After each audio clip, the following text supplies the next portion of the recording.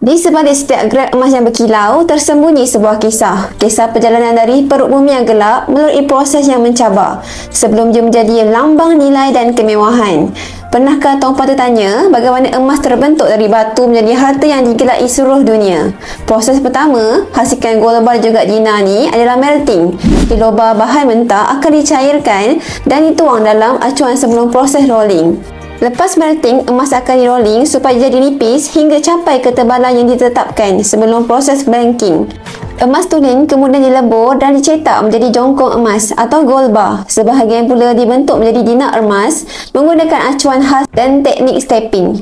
Proses dia macam tekad bentuk biskut raya. Lepas blanking macam biskut raya tadi, proses seterusnya ialah pressing. Shilling emas yang kosong tu akan ditekan dengan acuan supaya terhasil desain shilling 1 dinar public gold. Setiap satu dijamin dari segi berat dan ketulinan.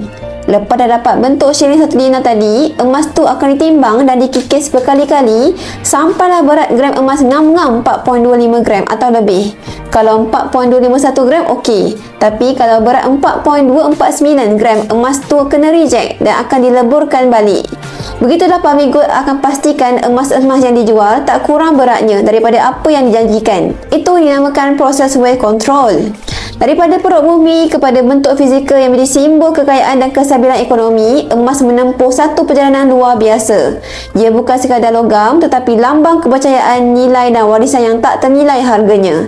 Jadi bagi siapa yang masih lagi belum memiliki emas-emas fizikal keluaran public gold, nak memilikinya dengan cara paling mudah, murah dan patuh syariah, boleh rujuk pin video saya dan saya akan bantu tuan-puan sampai kaya.